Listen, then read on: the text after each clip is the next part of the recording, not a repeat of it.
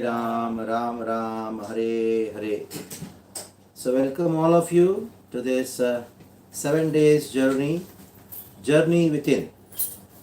So we welcome all of you on behalf of ISKCON Vapi, and it is we're very happy to see you all on Zoom for the next few days.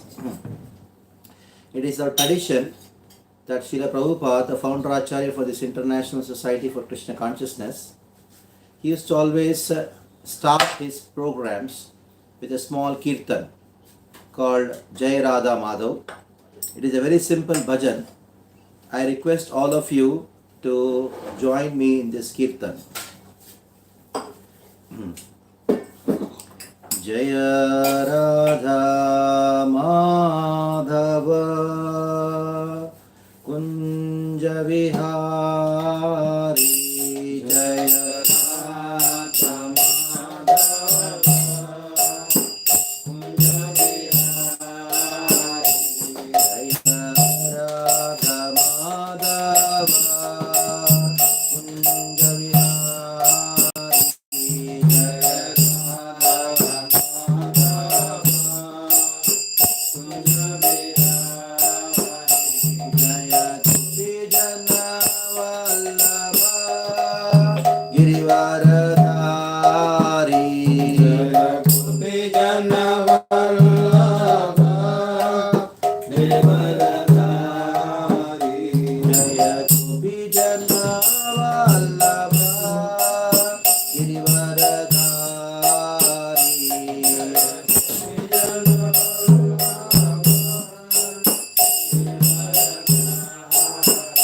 Jaya Radha Madhava Kunja Vihari Radha Madhava Kunja Vihari Jaya Gopijana Vallabha Girivaradhari Gopijana Vallabha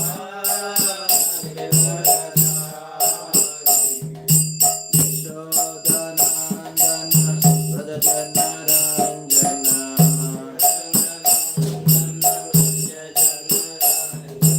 Yashodanandana Pradajana Ranjana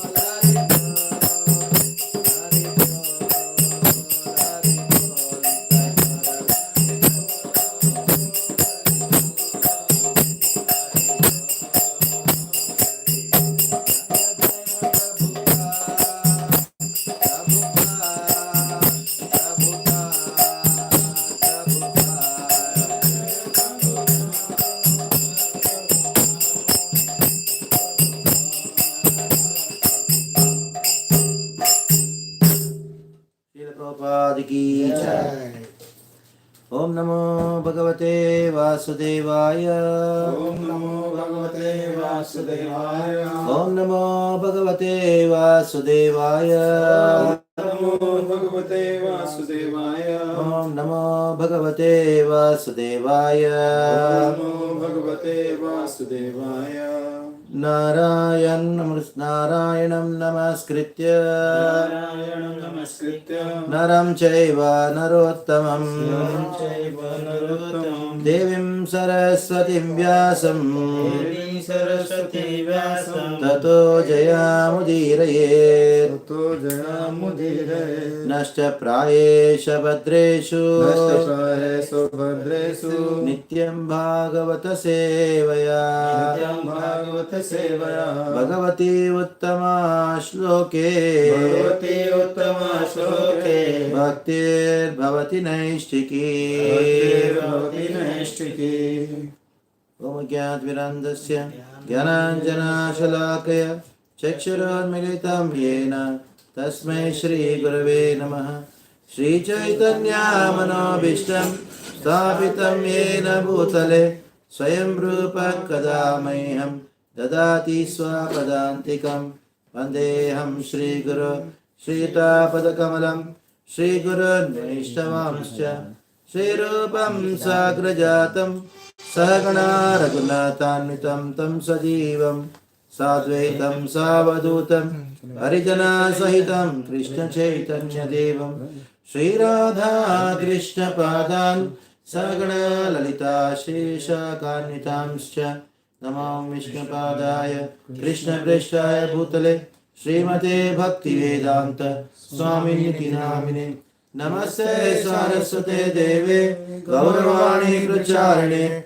Nirvishesha Shunyavadi Pasyatya Desha Tarine Jaya Shri Krishna Chaitanya Prabhu Nityananda Shri Advaita Gadadhar Shri Gaura Bhakta Vrinda Hare Krishna Krishna Krishna Hare Hare Hare Rama Rama Rama Hare Hare. Welcome all of you to this 7 days journey into yourself.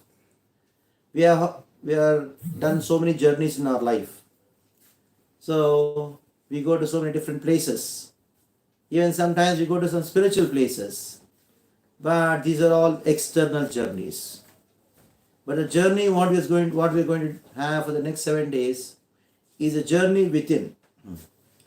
We're going to find out so many wonderful things in these next 7 days in our journey. Today we're going to have the first session, and this first session is named as Introduction to BhagavadGita. So before we actually talk about the subject matter called Introduction to BhagavadGita, first we'll start off with a very interesting point. That is why you chose to join this course. There are so many people who have been informed that such a course is being happening. You can sit in your own house and watch on Zoom. You can hear on Zoom. But still, many did not take interest. And you took interest. It is you, few of you, I can see around 38 participants. Around 38 participants, they took interest in joining this course. Why you joined this course, why the others did not join this course? There is a fundamental difference between you and those who did not join. What is the difference? The difference is in a quality. There is one quality which you have and the others did not have or may not be having it. What is the quality? The quality is called inquisitiveness. So the quality to inquire or the nature to inquire, the spirit to inquire, it is the thing which actually brought you here. When you saw the handout, you wanted to know the interesting questions which are posted in the handout. Does God exist? The science of soul. What is the material nature? Why good things happen to bad people? And why bad things happen to good people? So you wanted to know some basic questions or fundamental questions which come in your life. You wanted to know the answers to these questions. That means you had a spirit of inquiry. I want to know.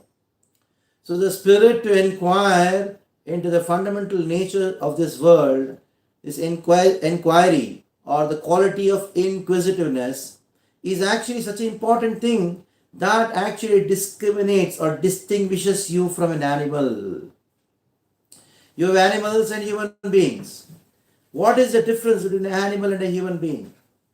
The Mahabharata, it states, Ahar nidra bhayametunam cha samanyametat pashuvir naranam dharmo hi ekodiko vishesho dharmena vihina pashuvir samana. See, there are 4 things which are common between humans and animals. These 4 things are Ahara, Nidra, Bhaya, Methuna. Ahara means food. And you see the animals, they are also eating. And humans also, we are also eating. Nidra, the animals are also sleeping. We are also sleeping. Nidra, Bhaya, we know that animals also defend themselves. And we are also defending ourselves. And family life. The animals also have family life. And we also have family life. Now, what is the difference between an animal and a human being?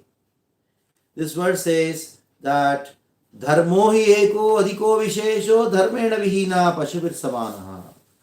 Dharmo hi ekaha adhikaha vishesha. Dharma is the only thing which actually makes us something different from animals. The dog, it is also sleeping on the road. Now, we are also sleeping in a very nice, wonderful bungalow or an apartment. But after sleeping, does anybody know where they are sleeping? Nobody knows. You may say, I made a very nice arrangement for sleeping. I got a master bedroom. I got a Dunlop bed. And I got an air conditioner. But in spite of all these things, you are not able to sleep properly. For sleeping, people are taking sleeping pills. Whereas a dog doesn't take sleeping pills to sleep on the road. It peacefully sleeps on the road. There may be heavy traffic going on. The dog is peacefully sleeping on the side of the road. Just see, in spite of all your hard work, in spite of all your endeavors to make a nice arrangement to sleep, that is also not achieved. But the dogs are getting it free of cost. The dog doesn't work for 12 to 14 hours a day to make a house so that there will be a nice arrangement for sleeping. So, just because you are made these four things sophisticated, ultimately, if you see the human life, the human endeavors, the human endeavor is only just meant to increase the sophistication in these four things. I want to make a better sleeping arrangement. I still remember in my small town, we used to sleep on the terrace, open to the sky. But now in the cities, they want to have a nice room with so much of interiors and air condition and all. Now, just because you made your sleeping arrangement sophisticated, that doesn't make you somebody different from an animal. Animals also sleep, you also sleep. So, sophistication in these four activities doesn't make us somebody superior. We need to do some other activity which is actually beyond the animalistic activity. Then only we can be called as human beings. Ahara. You see, the pig is also eating on the road, and we are also eating. Just because you make a nice, wonderful dining table, a plate, and a cook and eat, the happiness which a pig is getting by eating on the eating stool on the road is the same happiness you're also getting by eating this dal, rice, or chapatis, or whatever you make and eat. So sophistication in these activities makes you only a sophisticated animal.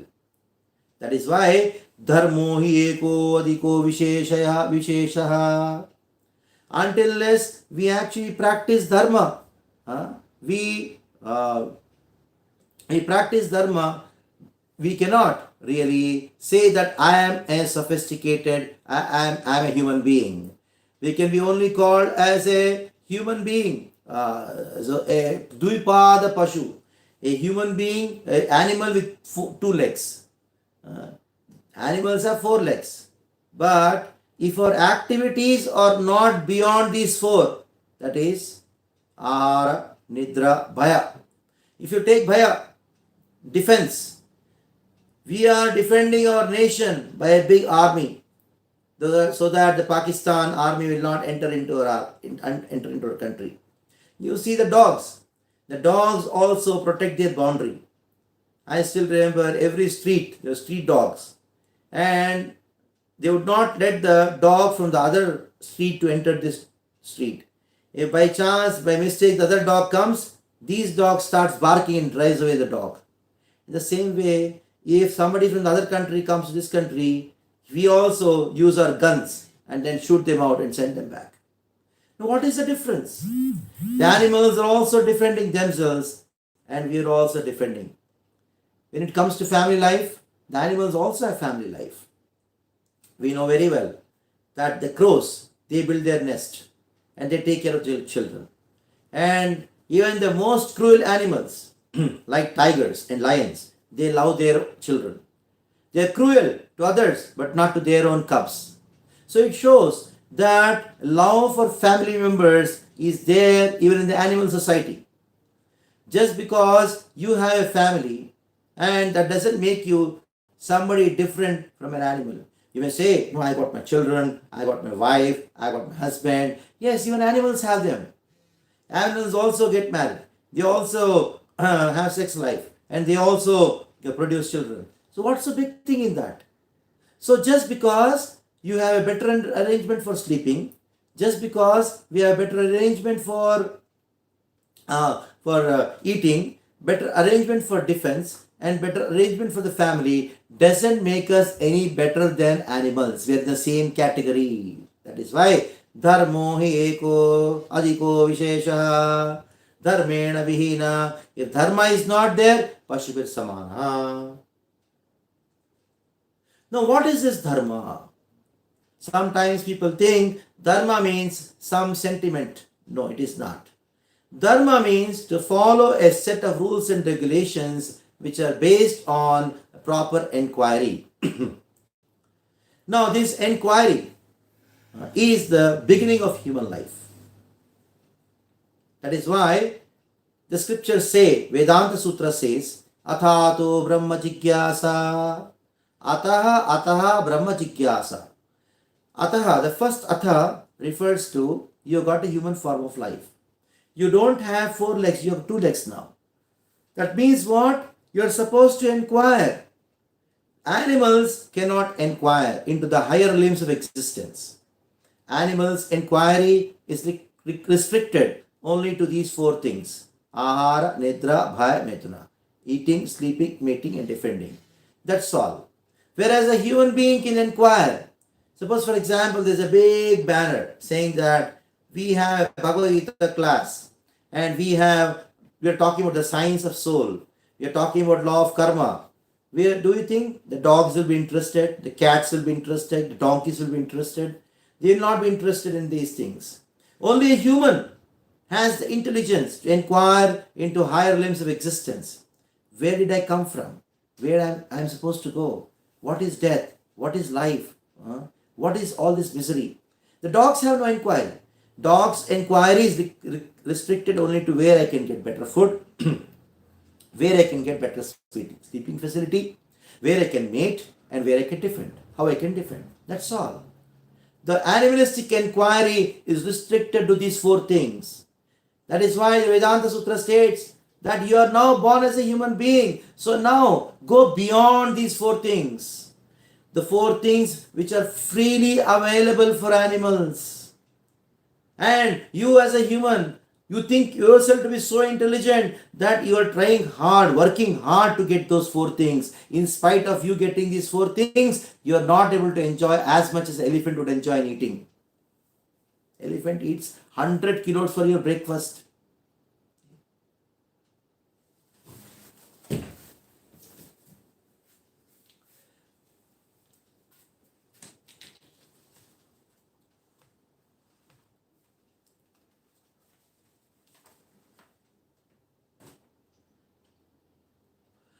The elephant eats 100 kilos for your breakfast. The elephant eats 100 kilos for its breakfast. And you can see that it is getting, this breakfast is getting free of cost. It is not that the elephant is working hard to get its breakfast.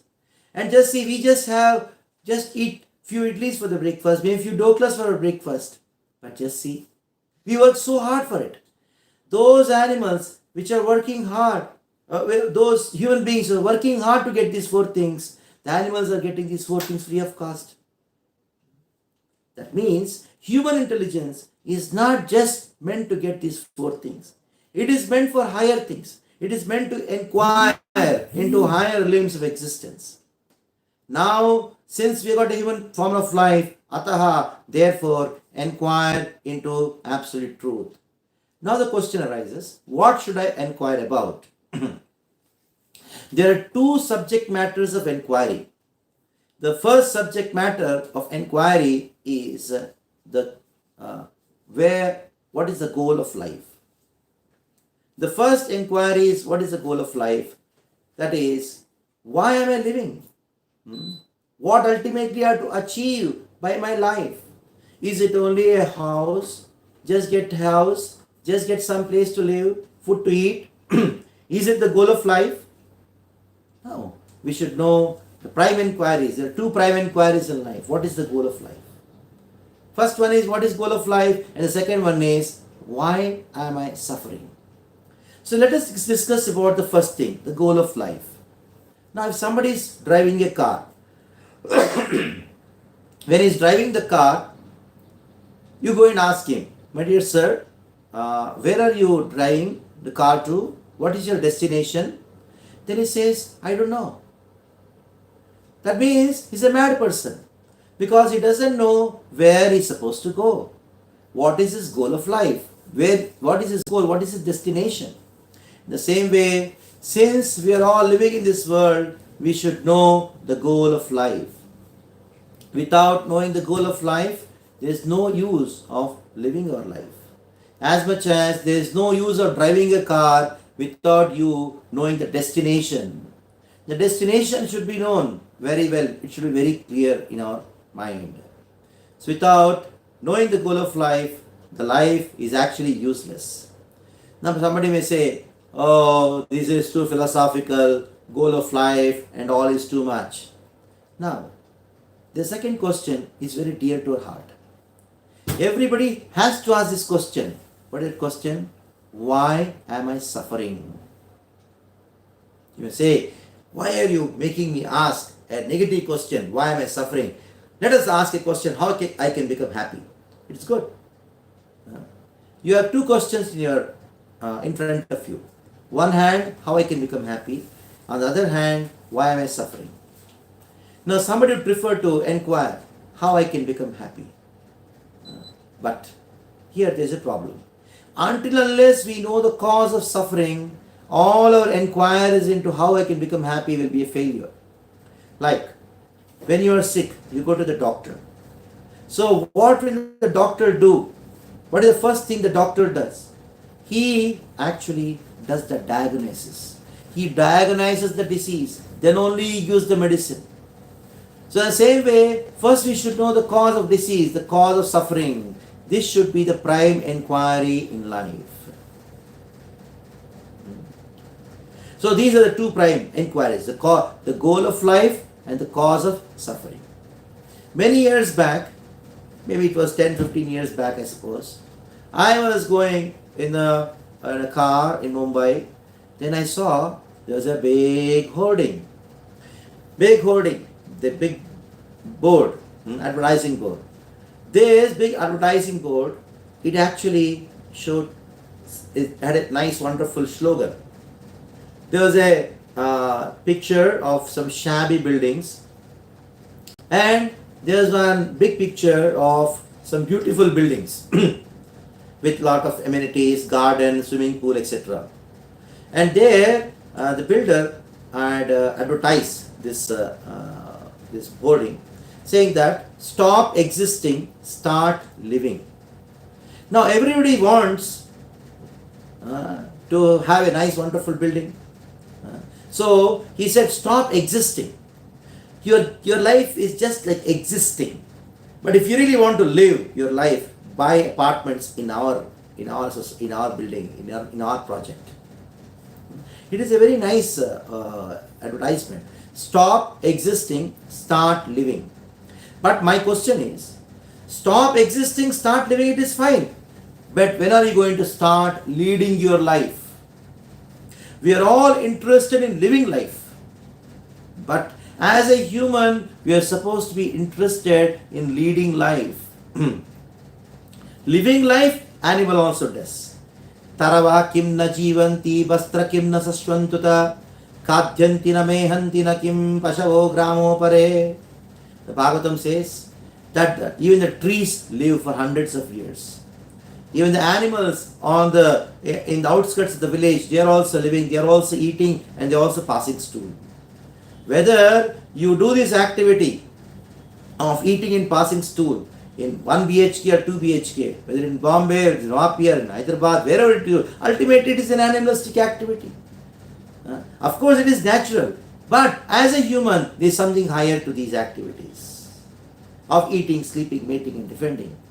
So, as a human, we are supposed to lead our life.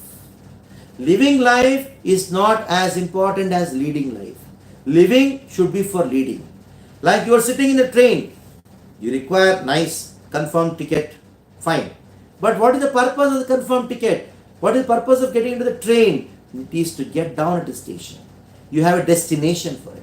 That is why, what is the purpose of human life? It is not just living, it is not just traveling, it is a destination which is important. Of course, somebody may travel by flight, somebody may travel by plane, by train, somebody may travel by car. But for all of them, the destination is more important than the mode of travel and the travel itself.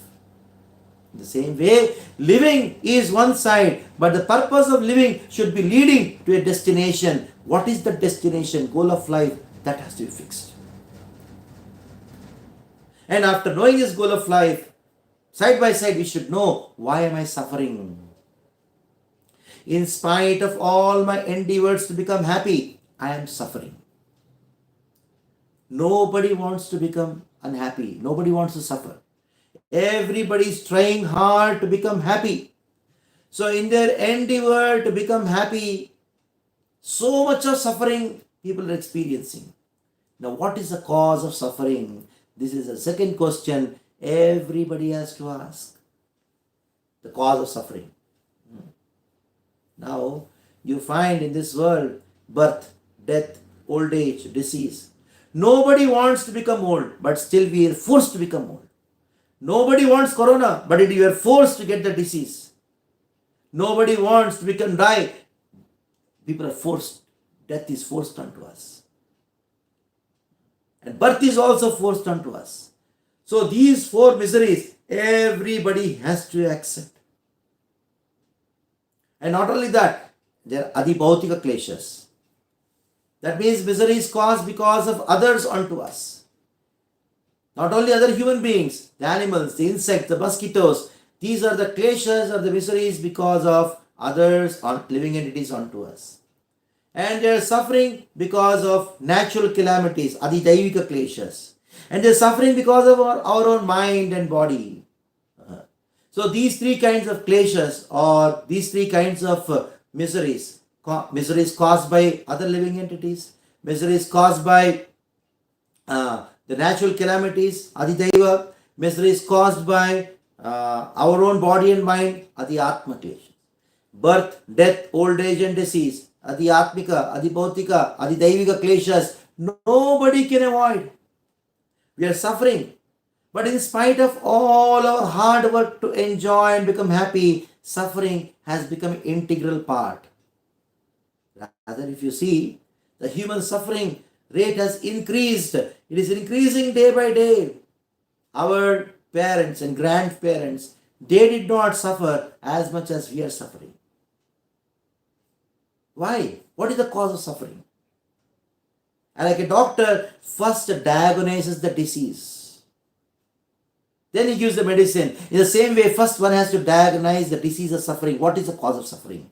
Until the cause is known, we cannot find a medicine. Without knowing the cause of the disease, if you take medicine, what happens? The disease increases. It goes on, increases. Now, that is what is happening in our life. We are suffering. And to release the suffering, we are trying different ways and means. Without knowing the cause of suffering, we are trying to become happy. Okay, let me try out to watch this movie and become happy. But no.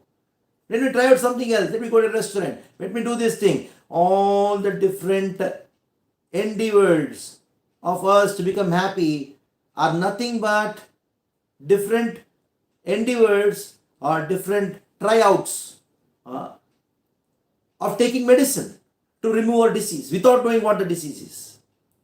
For example, somebody is sick. He goes to the medical shop and tries out different medicines. What will happen? The disease increases. That is what is happening to all of us. We are trying out different ways and means of becoming happy without knowing the cause of suffering. That is why the scriptures say, know the cause of suffering. And all our endeavors to become happy are like this. Tomorrow I'll become happy. Everybody is thinking, tomorrow I'll become happy. Like you see a small boy, when he goes to the school, he is suffering with so much of homework. Teachers scolding him, shouting at him, the parents saying, oh, what is this going on? You're getting only 90%. What is this? And this boy is suffering, this child is suffering like anything.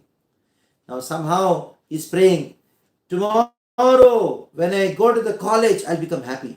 Because he sees these college students, they have no uniform to wear, they can wear anything. If they want, they cannot wear, they will not wear anything and go also. They hardly wear clothes these days. If you go to some colleges these days, you'll find there's some deficiency in the cloth market. So, this boy is thinking, tomorrow when I go to college, I'll become happy. If I go to school, I have to attend the entire school.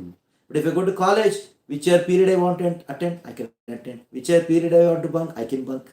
So tomorrow, when I go to college, I'll become happy. So when he goes to the college, after passing out from the school, he's so happy with his friends. He's wearing his own casual dress and he's going to some movie. He attends the first period along with his friends. He goes to the movie. He roams around in the garden. Oh, he's very happy. It so happened one day that his friend purchased a new motorbike, and because his friend purchased a new motorbike, he got a new girlfriend. Oh, then he's suffering. This boy says, my friend has money. That is why he's able to get a motorbike and he's able to spend a lot of money and get a girlfriend. Oh, I don't have money. I'm suffering because I don't have money. So tomorrow, when I pass out from my college, when I get a job, I'll become happy. So somehow he works hard, he studies nicely and passes out with very good ranks and gets a job in a very good company.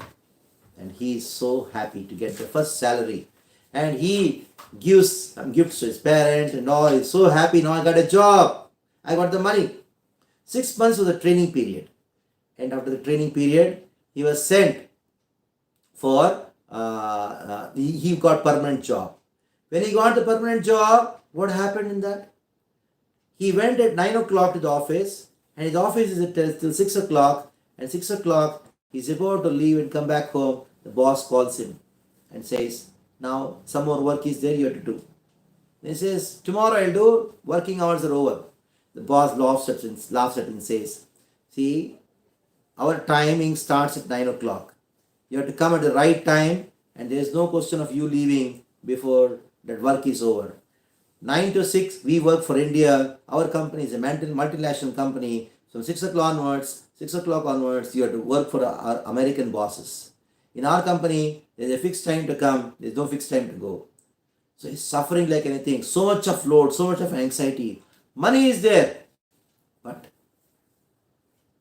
he's suffering because of workload.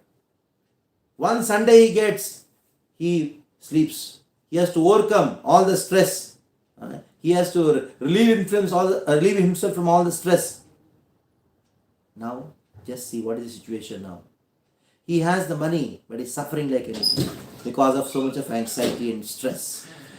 When he was in the school, he was thinking, tomorrow when I go to college, I'll become happy. When he went to the college, he started thinking, tomorrow when I get a job, I'll become happy. Now he got a job, he's thinking that everybody is interested only in my money. Actually, nobody loves me.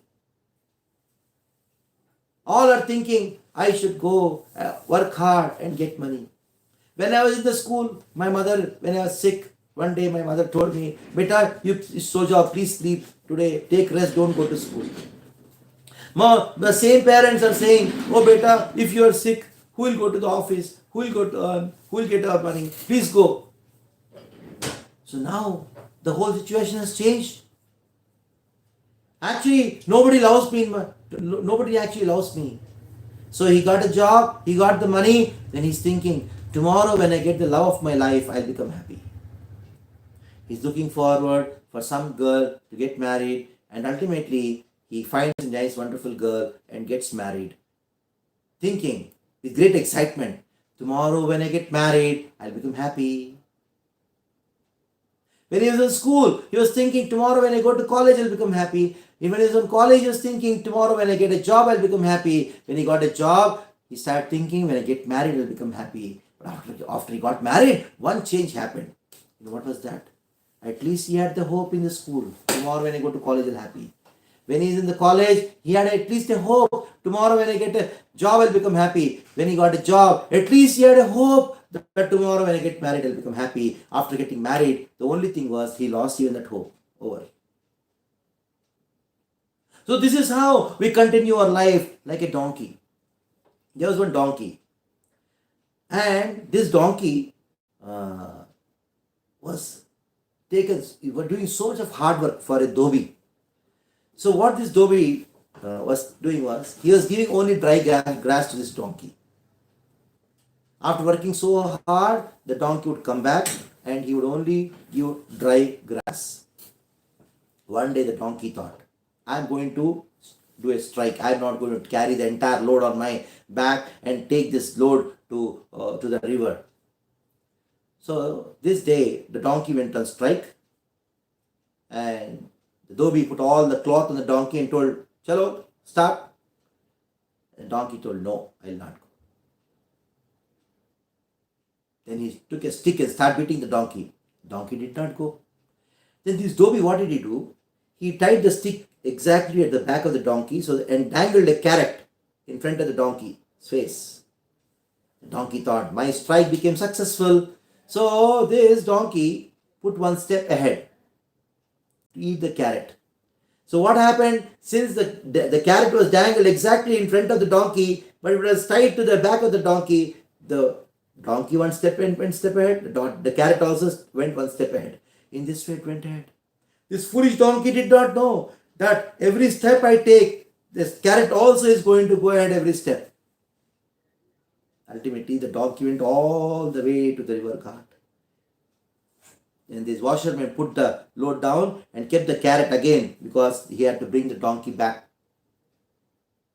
So this donkey foolishly thinking that every step, expecting that I am going to become happy, I am going to get a carrot. In the same way, our life goes on. Hum honge kamyab ek din.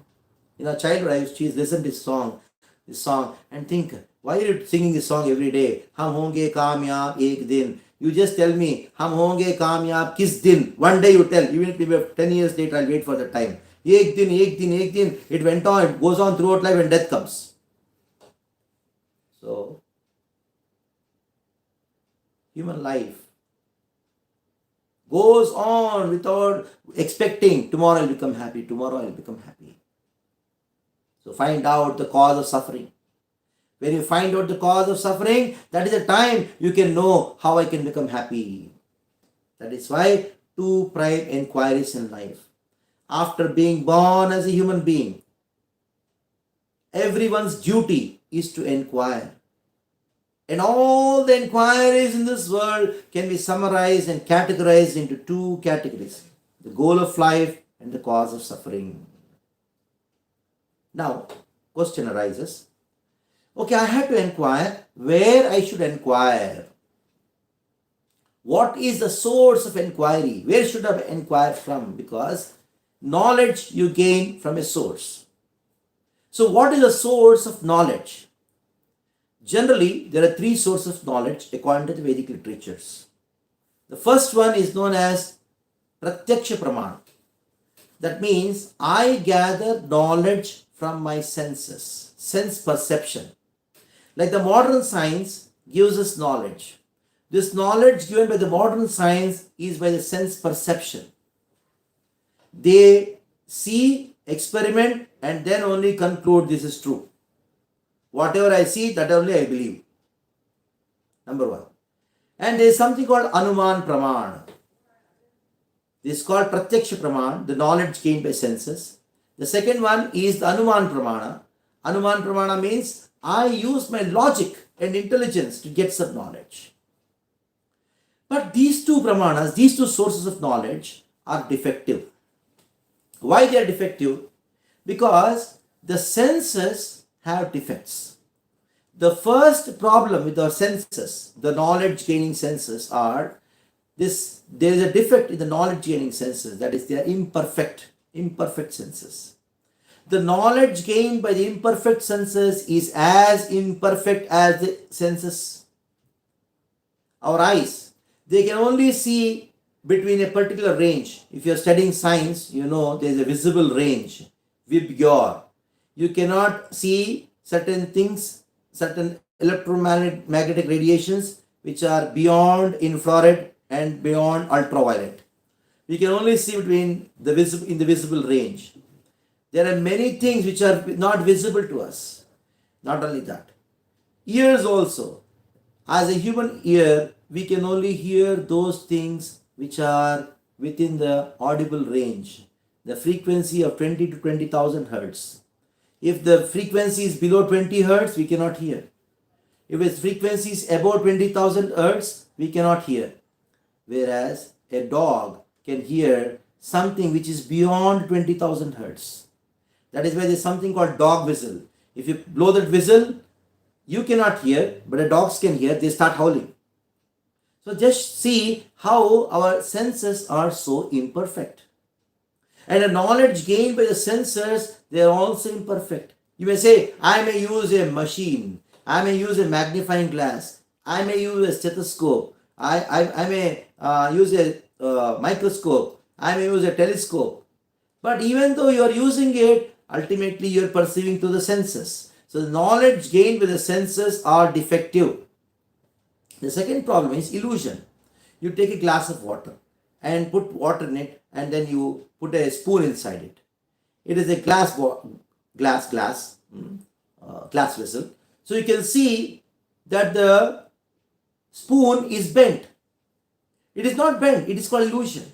The senses, they are imperfect senses and tendency to be illusioned. And not only that, tendency to commit mistakes. You may be expert in any field of knowledge, but even you are expert, you have the propensity to commit mistakes. So, any knowledge which are gained by the senses, they are full of mistakes. And not only that, cheating propensity. Everybody in this world either cheats or get cheated. You may say, I am not a cheater, but you cannot say, I have never been cheated. So much of knowledge is being bombarded to our consciousness. But the whole idea behind it is to cheat you, especially the information technology, which is there in front of you as advertisement. You have a TV in your house, even the mobiles, everywhere. They're bombarding you with so much of information in the name of advertisement. What is this advertisement? This advertisement is nothing but a cheating industry. On the name of giving you information, it is nothing but cheating. They want you to purchase something which is not required for you. That is called advertisement. Your life is quite peaceful without it. You're happy, no problem. You on the TV, then you find, oh, Naya mobile, you don't have this, your life is useless. So what does it mean?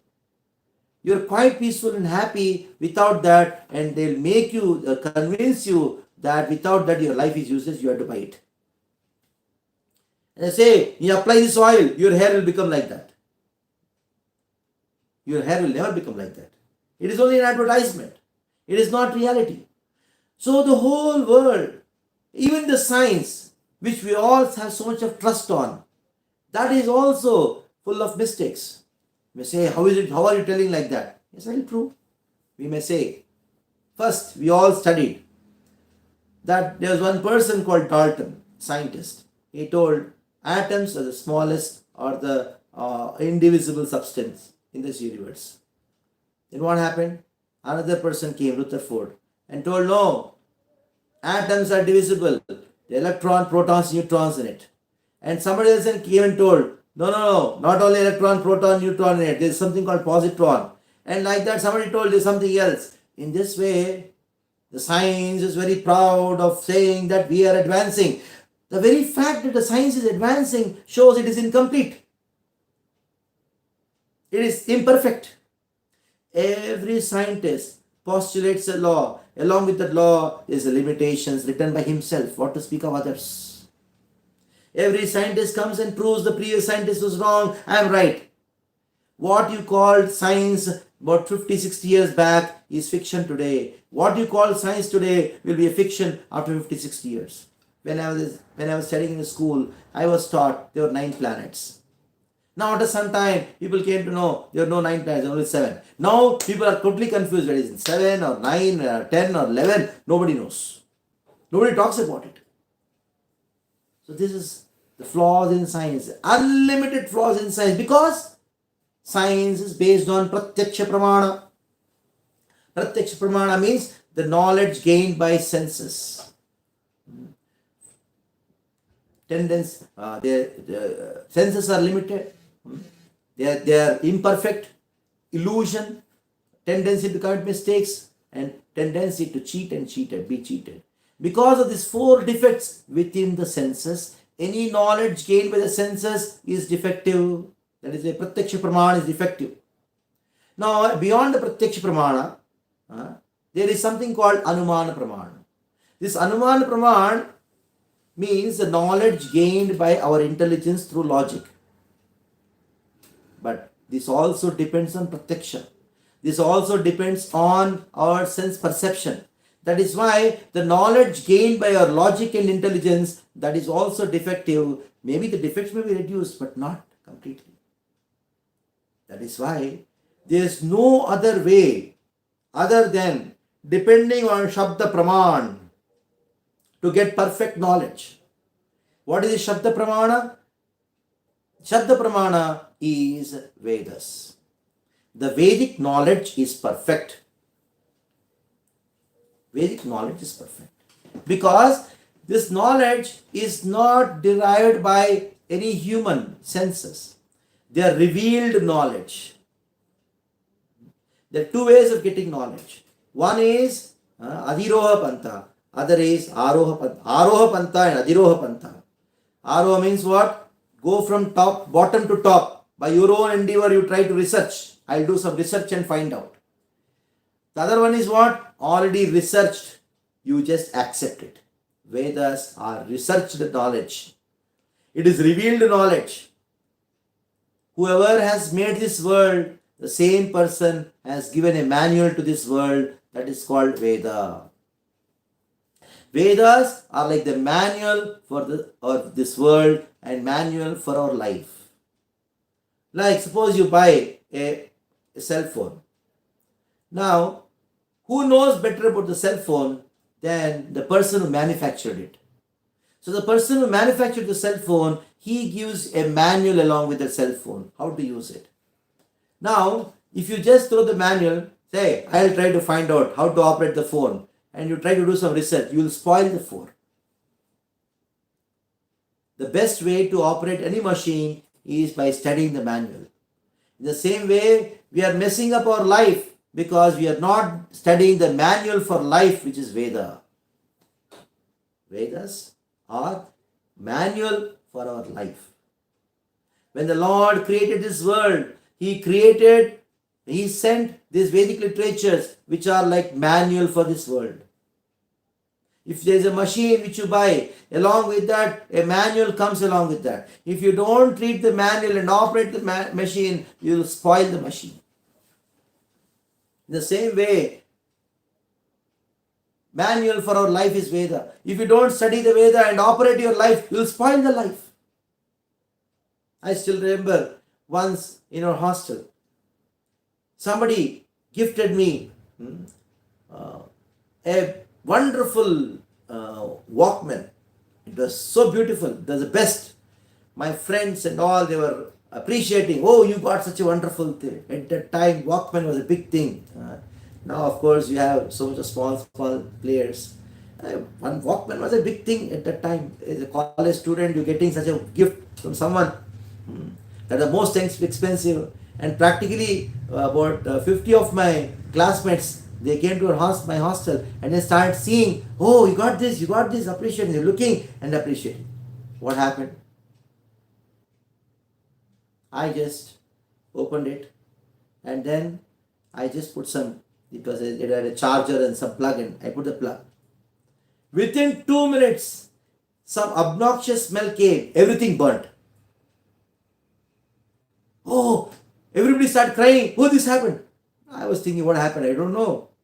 What happened? It was 110 volt. Without an adapter, I put it at 220 volt. Because in India, we have 220. In Japan, they only have 110 or something like that. It just burnt. Whole plastic became just molten. Because of not studying the manual, I operated it. So in spite of all our luxuries in life, we have our own house. We may be having quite our own car, riches, everything. But still we are unhappy. What is the reason for it? There are so many people who are billionaires, millionaires, but still they are committing suicide. What is the reason? The reason is this. They are operating their life without studying the manual for the life.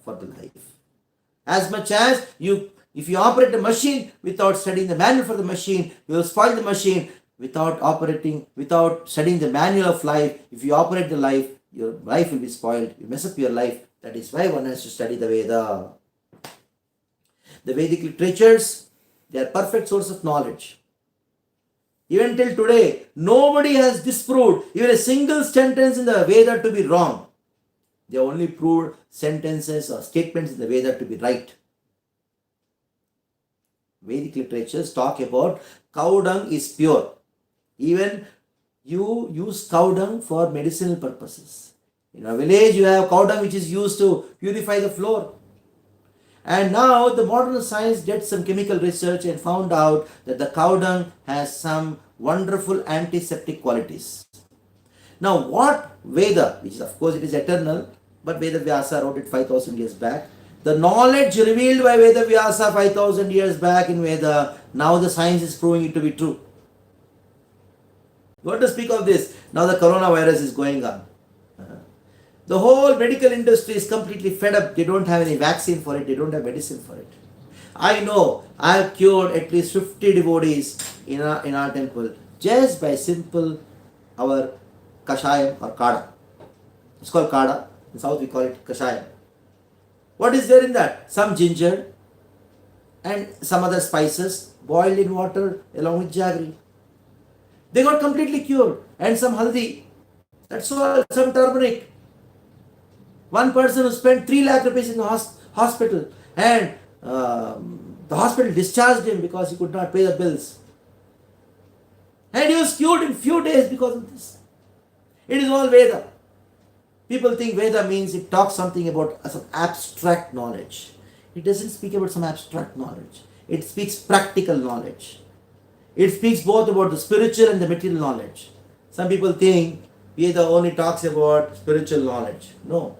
The Vedic literatures talk about both spiritual and material knowledge. Rather, Vedic literature, 99% of Vedic literatures talk about material knowledge. So the perfect knowledge is present in the Veda. You take any subject matter, everything is present in the Veda in a perfect way.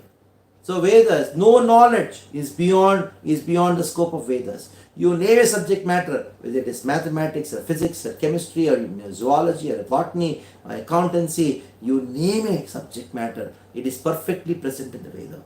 And you know very well Vedic mathematics, the whole world is amazed about Vedic mathematics. Why? Who revealed? Nobody claims that, this person invented this mathematics. Veda means is actually word of God. When the God made this world, He gave the manual along with this world. That is Veda. That is why Veda is called Apaurashaya. In the Vedic knowledge, none of 4 defects are not present in the Veda. Because the knowledge what you study in the schools, in the colleges these days, on the name of science and all, it has got these 4 defects because they are being invented or produced by the human brain, which is full of these 4 defects. That is why Vedas, Vedam Satyam, Vedas are truth. Now somebody may say, what is this Veda? I just heard there's some 4 Vedas. Let us give a small introduction to the Veda.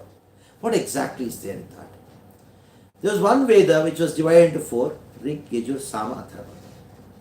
All these 4 Vedas combined together, there are 1130 chapters. In each chapter, there are 4 sections called Samhitas, the Brahmanakas, Aranyakas, and Upanishads. These 4 sections are there. In these 4 sections, the most important section in these 4 sections are the Upanishads. Why? Because in the Vedas, there are 2 kinds of knowledge. One is how to live in this world, and other is how to get out of this world. How to leave this world. One is how to live in this world and how to leave this world. How to get out of this world. To give you a small example, you get admission into IIT Mumbai. Best college you may say, best branch you got. 4 years of BTech course. Now what is the purpose of getting into the first year of the college? The purpose is to ultimately go through these 4 years and get out of the college. If you're in the same college for 10 years, that means you're failing in every year. You're a failure. The purpose of getting into the college is to get out of the college. In the same way, the purpose of getting into this world is to get out of this world. The purpose of getting into the train is to get out of the train. You may have first class AC, reserved ticket, sponsored by your company for your entire family. What is the purpose of getting into the train? To get out of it when the destination comes. In the same way, the purpose of human life is to get out of this life, get out of this world. As long as you're in this world, you live properly. And with the purpose of getting out. You live your life 4 years in IIT very nicely, but with the purpose of getting out of it. So, this human life, use it to get out of it. So, the Vedic literatures, the first three parts, Samhita, Brahmanaka, Aranyakas, they talk about how to live in this world. According to different situations, whatever you have, whatever you are in. But that is not, how to live is not more important, how to get out is important. There is nothing wrong in living a nice life, no problem. But keep in mind, I have to get out. You prepare to get out. A student may join a college. He may be the cultural committee member, he may be very good in sports. All these things are fine, but ultimately he has to pass the exam and get out. The same way, the Vedic literatures, they give both the kinds of knowledge, how to live in this world and how to get out of this world. And how to get out of this world, that knowledge is hidden in one section of Vedic literatures called Upanishads. Now, there are 1130 chapters in 4 sections. That means there are 1130 Upanishads, 1130 Aranyakas, 1130 Brahmanas, 1130 we have Aranyakas. But among those whole lot of Vedic literatures, we are only 6% left because of Buddhistic onslaught, the Islamic onslaught. They burned the Vedic literatures. Out of so many, only 6% left. But fortunately, among the 6%, also if you want to study, it is not possible. Because you don't know, you don't have access to the Vedic Sanskrit. Even if you want to study them, it is not possible. In one life, even if you learn the Sanskrit, they are so vast. That is why Krishna knew in the age of Kali, people have one disease called no time. They have time to watch movie, they have time to gossip with friends, they have time to chat in the mobile, but they don't have time for spiritual life. So Krishna knew this disease. So what did Krishna do? He summarized the entire Upanishads, which is the most important part of the Veda, and gave us one book called BhagavadGita. And that is where we land up into BhagavadGita. BhagavadGita is the essence of the most important part of the Vedic literatures called Upanishads. That is why Sripad Shankaracharya says, Sarvo Upanishado Gavo Dugdha Gopalandana Partho Vatsa Sudir Bhokta Dugdam Gitamritam Mahat. If you compare all the Upanishads to be a cow, and the essence of the Upanishads is Bhagavad Gita, as much as the essence of the milk is, essence of the cow is the milk. Who first drinks the milk? That is the calf. Partho Vatsaha Sudir Bhokta Dugdam Gitamritam Mahat. Partho Vatsaha. Arjuna became the calf. And he drank the milk from the cow Upanishads. And who made him drink? That is Gopal Nandana. Krishna. Krishna, who is the cowherd, who milked the cow of the Upanishads and took the milk, which is compared to Gita, and made Arjuna drink it. Partho Vatsa Sudhir Bhokta. Sudhi means those who got good intelligence. They enjoy. Sudhir Bhokta Dugdam Gitamritam Mahat. So this is the position of Bhagavad Gita. That is why Sripad Shankaracharya further says, Ekam Shastram Devaki Putra Gitam. If you have Bhagavad Gita, that's enough. Kimanye Shastre Vistarehi. What is the use of any other book if you have Bhagavad Gita? Because Swayam Padmanabha Kodkiranam, because Krishna himself, the Supreme Lord, has spoken the essence of the most important part of the Vedic literatures. Now, how to study the Gita? how to understand the Bhagavad Gita. To learn anything, you have to approach to a guru. You have to have a spiritual master. You have to have a teacher. Somebody may say, I just read the book and then give the exam. It's not going to work. Though you have the book with you, you require a teacher to teach it. Even to learn dance, you go to a teacher. Even for learning music, you go to a teacher. Somebody has taught you, then when you learn, even though the book is there. That is why Gita has to be learned by approaching a teacher. The first qualification of a teacher or a guru is that he should belong to a sampradaya. Now, this is a very important point. You may say, oh, I will study Bhagavad Gita.